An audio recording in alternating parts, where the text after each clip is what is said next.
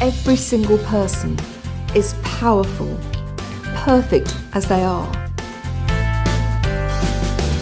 And I believe we all have a role to play in making this world a better place. My purpose is to help people step into their power. Imagine how it would be if you could feel consistently happy, successful and fulfilled, to be thriving rather than just surviving. Over this series, I'm going to share with you lots of principles and strategies to help you do just that. I'll also share with you just how you can become more confident, successful, happier and more fulfilled. I've learned to do it, and I've taught and coached many others to do the same. But it wasn't always like that. I'd like to share with you a little of my story and why I wrote Thriving Not Surviving, the 5 secret pathways to happiness, success and fulfillment, and founded the Thrive Together tribe. So here's a little of my story. I was in my late 20s and I was ready for promotion. I applied for the largest school in the district, and I was told when I initially went there that they didn't want me, that they wanted a man. In those days you could get away with it. Despite that, I went ahead and I applied for the job, and I was appointed directly to be the catalyst for change. I was determined to do a really good job, and so with the staff and the head spent from the September until the half term in February strategically planning how we were going to move the school from its old-fashioned way of being into the modern century. February 1983 was half term, and I was really pleased to get there. I was really tired. I had a ski trip planned, and it was a welcome break. Now that Christmas I had had a new pair of skis, and in those days the style was to wear the longest skis possible, and I was convinced by the gentleman in the shop to have an extra 10 centimetres in length. Well, I spent most of the week wrapping those 10 centimetres around my neck, and on the Thursday of the week I had a really bad fall, and I split my brand new ski suit from ankle all the way through up to the thigh, and I was pretty shaken. So on the last ski day, I said to the people I was skiing with, my friends, you go off and I will actually just go and get my confidence back. And we were at St. Anton in Austria, and there's a beautiful run from Kristalhof, and so off I went. I spent the morning poodling about getting my confidence back. I met them for lunch, and they were really excited because they'd found a new run. And so off we went. We got onto the chairlift, and as we rose up from St. Anton, so the noise of the village suddenly disappeared. And all I could see were little black dots of skiers at the bottom of the slopes. The mountains looked magnificent, covered in snow. It was absolutely beautiful. I got off the chairlift and I followed them. We took a sudden turn to the left, and there I could see that there was something wrong. Not only in front of us was there a steep drop, but the look on their faces told me they'd taken the wrong turning. We stood there just in silence for a few minutes, I think, while we all got our bearings. Now, I'd run black runs before, skiing those was not a problem, but this was a monster. For those of you that ski will know what a mogul is. It's where you get a lump that's been carved out by the weather. And moguls can be a couple of inches tall, but these were 6 foot. And the whole of this very steep slope was just a mogul field. There was no way back. The only thing to do was to actually take my nerves in my hand and actually go for it. To start with, I did quite well. Skiing on a mogul means that you ski across and then you pivot on the mogul and then slip down and then ski the other way. But it got to a point where I skied too far and there was nowhere to pivot, and I fell. And I fell quite a distance, and it took me about 20 minutes to actually go back and retrieve the ski I'd lost. I finally made it down to where my friends were sitting, and each of them was sitting on a mogul, rather like an elf on a mushroom. I took my skis off and sat down, and we started to talk. It was a beautiful day, absolutely stunning. The sun was shining, the sky was blue, and suddenly I found myself falling. Initially, I just kept on bumping onto mogul after mogul, and then everything went black. I finally came to. I don't know how long I was there, and people started to bring me first my gloves, my glasses, and eventually my friends reached me with my skis. They wanted to call the blood wagon. I was just as determined that they wouldn't, and very slowly I managed to get my way down to the hotel.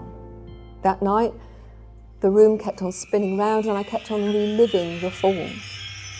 Next morning we were journeying home, and it was a pretty gruesome journey. As soon as I got home, my mum took one look at me and she took me off to A&E. They said I'd got concussion and that I'd tweaked a nerve in my neck. I went into school on the Monday, wasn't making much sense. I have to say most people thought that that was pretty standard, and I was sent home. And over the next few days, I began to recover. Some weeks later, I was cleared by my local doctor to go on the skiing trip with the children. We were there in Switzerland this time, and the children had a great time, and I was determined to do my bit. But as the week went on, I became more and more like Quasimodo. The last day, the children were doing their races and their medals, and at the end of the day, I had really had it, and I finally gave in, and I went up to lie on my bed, 3rd floor bunk. Don't know quite how I got up there. Very soon after I actually was lying down, I became aware of the fact that I couldn't move my right side. I was completely paralysed. I was frightened, but I didn't want to scream. I didn't want to let the children know that there was something wrong. And so I lay there for some time, waiting until somebody came. Just imagine that your body that you've learnt to rely on, suddenly you can't move. Once someone came, it was pandemonium. The ambulance came and I was taken to a local hospital and then to Geneva University Hospital. And I spent some time there and then was transferred to our local hospital. And it took several weeks for me to regain enough mobility to get back to school. It was still a huge struggle, and I was really grateful when the summer holidays came. On August the 8th at 8 o'clock in the morning, I got a phone call that was going to change my life forever. And it was the wife of my head teacher, my principal, who was phoning me to tell me that John Hughes, lovely man, who was the head, had suddenly died. I, in that moment, became the acting head, and I was determined that the school should do well, and for a term I was just acting head, and then I became the permanent head. Very young, very green, I didn't know what I didn't know, but I was absolutely determined that the children and the staff should thrive. Over the next few years, I was in and out of hospital for them to look at why my mobility was continuing to deteriorate. I had a real problem with fatigue and pain. Now, my school was on a very, very spread site, but I was a bit pig-headed, I have to say, and I avoided using a wheelchair. I didn't want to do that because I was so worried about what would others think. It all came to a head in the summer holidays, this now a few years later, when I went with some friends to some beautiful gardens, Wisley, some of you may know it. And I was so pig-headed that I could only manage to get from the car to the entrance, and I wouldn't let them hire a wheelchair. So I sat in the car park while they went round the garden. Fortunately, in many ways, things were taken out of my hands, and I was in hospital very soon after that, and when I came out, I had no choice. Interestingly, nobody batted an eyelid. The children didn't take any notice. The parents may have talked at the school gate, but they never said anything to me, and the local authority were nothing but supportive. I decided at this point that I was going to keep away from doctors, and I managed to do that until 1996. I was out in the garden just planting some plants. I'm really keen on my garden, and I sneezed. I felt something ping in my back and I knew something was wrong. But it was 3 weeks before the summer holiday, and in my usual fashion, I just carried on. I got to the last day, and then I found I couldn't do any more. I went to the doctor, I was taken straight to hospital, and they discovered that I had ruptured a disc in my back, and I had surgery, but unfortunately there were complications, and I had what's known as failed back surgery syndrome. Every time I put my left foot to the floor, I fainted because of the pain. Over the next 18 months, I had a number of nerve blocks, and by the end of 18 months, I could just about manage to walk to the end of my very small garden, and I really felt that things were beginning to improve. Now, I was very pleased to get to the summer holiday. You can see a pattern here, really. It was a bit of a struggle, but I managed. The last day came, and at the end of the day in the evening, all of the staff went out for a celebratory meal. I got home, and I suddenly felt very sick. I was sick, and I felt something go in my back. I knew I'd done something significant and went straight to the hospital, and I had ruptured yet another disc. The second operation resulted in me being completely unable to stand. Now, I was in hospital for several weeks, but 5 days after coming out of hospital, I was back at school. Those days were pretty bleak. I knew how hard it was to learn to walk as an adult. When you learn to walk as a child, it's pretty easy because you're fairly low to the ground. That's something I'm not, I'm quite tall. But I recognised that if I could do it once, that I could do it again. One of the problems for me when I was at home is if my carer hadn't left out a cup of coffee or a cup or filled the kettle, I couldn't do anything. I was really disabled. However, when I went to school, my eyes, my brain, my hands and my mouth certainly worked, and I could do something that I loved. And so for me it was a no-brainer. 5 days after being out of hospital, I was back at school and doing what I could do. And for me it was all about focusing on what you can do rather than what you can't, because there's a gift in every disability, in every crisis in your life. I couldn't get into my classrooms, but the gift for me was that the approach to empowering people, helping them take responsibility for their own actions or lack of them, actually made a huge difference. What it did is it helped me create a structured leadership program, which meant that excellence was something that everybody knew that they were striving for, and that they could not only do it for themselves, but they would do it for other people. That it was successful was shown in the fact that we won many accolades, including being on the best 100 schools in England list twice during my headship. Now, I was invited to do a number of roles when I was also a head. I became an Ofsted inspector, I worked as an advisor for the DFES, a trainer facilitator for the National College of Leadership and the London Institute. And the gift of my disability was that they were interested in how I had developed a way of empowering people to actually help them be the best they could be. In 2004, my health was deteriorating, and I was given an ultimatum by my neurologist that I could either carry on as I was doing, working a 14, 15-hour day, 4 or 5 days a week, and if I did that, what would happen is that I would become housebound, unable to drive and unable to work. Or I could leave the job I loved and actually do something different. Around the same time, I had an internal spinal stimulator fitted. But there was I had retired from school, and for me it felt very much like I had as a teenager. I didn't know who I was, I didn't know what I wanted to do. So I looked at all of the different things that I had, skills and attributes that I had. And I took myself off to do a research program which looked at what were the issues facing organisations in a whole wide range of industries around the development of people and the developing of leadership. As a result, I wrote Kickstart My Career and Manage Your Staff More Effectively, and they were designed to be my calling card, if you like. I also did a lot more training. I was already a qualified coach. I became an NLP master practitioner, and I did all sorts of coaching. And I decided to go and see Tony Robbins. He was doing a motivational training course at the Excel Centre in London. When I arrived, there were 10,000 people on the course. Pretty amazing. A big part of the course was to do the fire walk.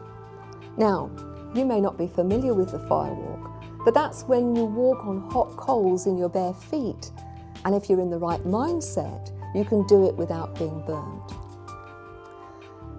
Before I'd done the fire walk, I actually had heard Tony Robbins talk about one of his courses, and I had dismissed it as being something that I couldn't possibly do because, well, how was I going to manage in going abroad in my wheelchair on my own?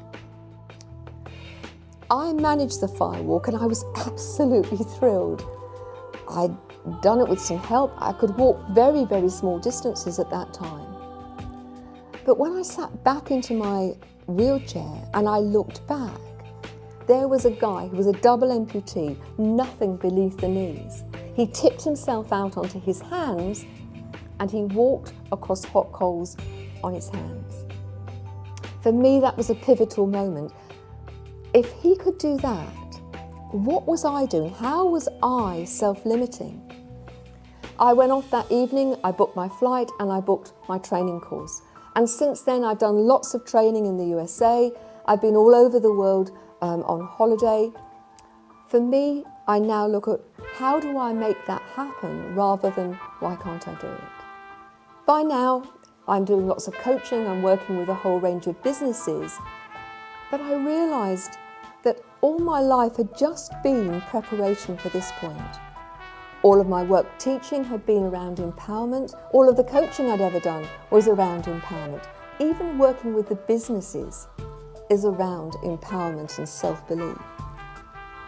What I realised was that my purpose was to help other people recognise their true potential, to step into their power by being authentically, genuinely their best self.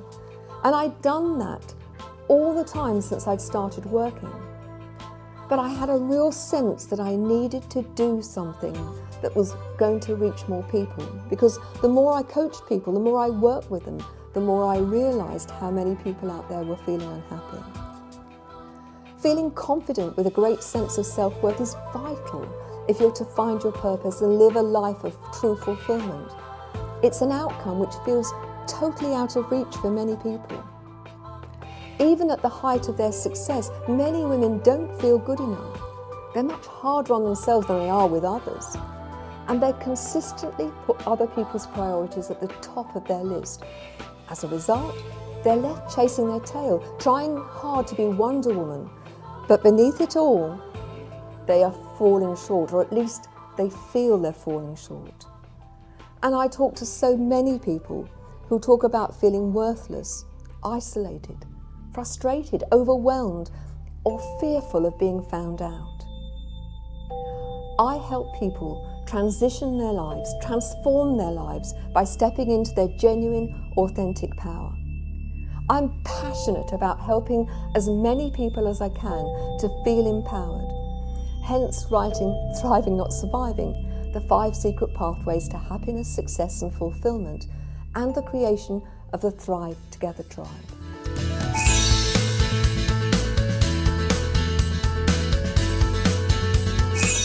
Many people struggle with similar issues.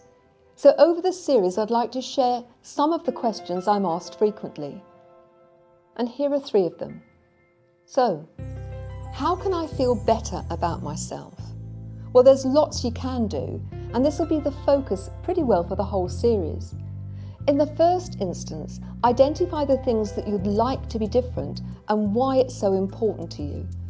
Identify the things you do like about yourself and why. It's really common for people to find the first activity easier. Imagine you're standing outside yourself. What do you witness? What other positive things can you identify? What's your evidence? As we go through the series, there'll be lots to help you gain greater self-confidence about being you. So on to the next question.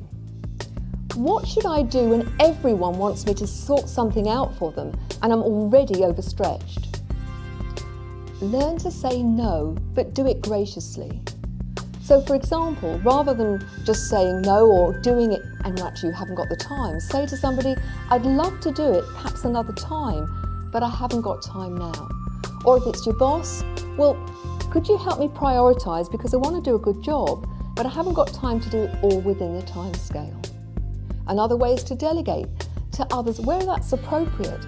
It's a great development opportunity. And get your partner and your children, age appropriately of course, to help. So on to number 3.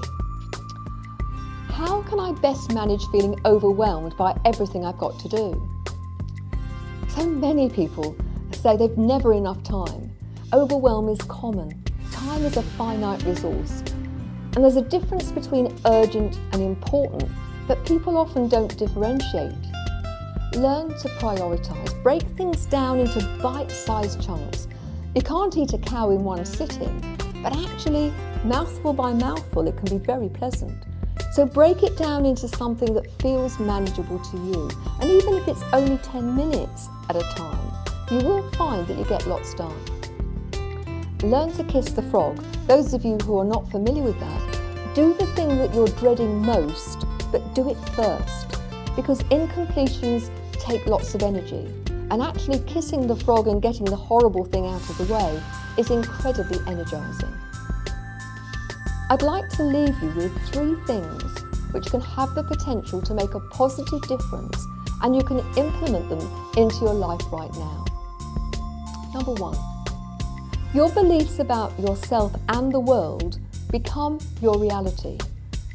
It makes sense to ensure that your beliefs are empowering. If you believe you can't, it's a done deal. Believe you can, and you're halfway there. The trouble with limiting beliefs is we carry them every moment of every day into every relationship and situation. Number 2, it isn't the challenge which defines you. It's what you do with it. When you meet difficult situations, it's up to you to change those things which you have the power to change. And when you can't change or influence the situation, you can choose to change the way in which you deal with it. I had to use a wheelchair. It could be seen as a thing of lack or empowering. I chose to see it as my chariot on fire. Number 3, it's not the grand gestures which make the difference, but small steps taken consistently over time. Just think about how many people start a gym membership and actually go for the first couple of days and then give up. Just doing some extra exercise, climbing up the stairs a few times extra a day, will make a difference if you repeat it consistently day after day. It's been a real privilege to be with you today, and I'm really looking forward to seeing you in the next episode, where you can discover how the quality of your thinking determines the quality of your life. Till next time, be genuinely you. Want to learn more? Grab a copy of my #1 best-selling book, Thriving Not Surviving, the 5 Secret Pathways to Happiness, Success and Fulfillment, on Amazon or wherever good books are sold.